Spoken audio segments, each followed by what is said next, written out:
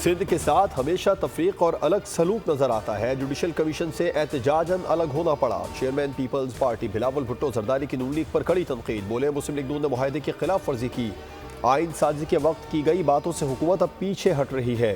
26वीं आईनी तरमीम में मसरूफ था तो पीठ पीछे कैनाल्स की मंजूरी दे दी गई। इंटरनेट और VPN बंदिश से मुतालिक हमसे मुशावरत नहीं की गई। फैसले करने वालों को VPN का मालूम नहीं। 4G इंटरनेट के हवाले से झूठ बोला जाता है।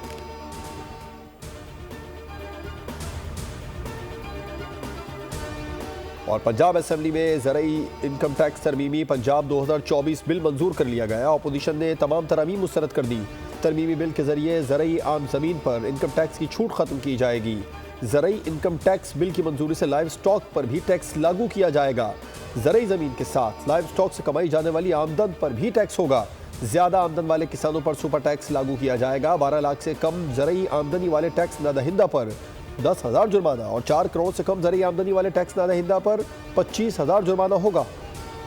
पंजाब में शदीद धुंध और स्मॉग का राज बरकरार। मोटरवे M2 इस्लामाबाद से लाहौर तक धुंध की शिद्दत में कमी के बायस हर किस्म की ट्रैफिक के लिए खोल दी गई।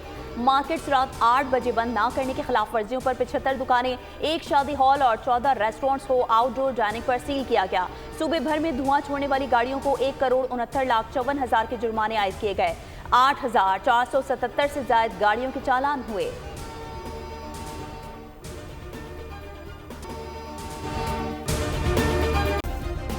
सब्सक्राइब करें और बेल दबाएं ताकि कोई खबर रह न जाए।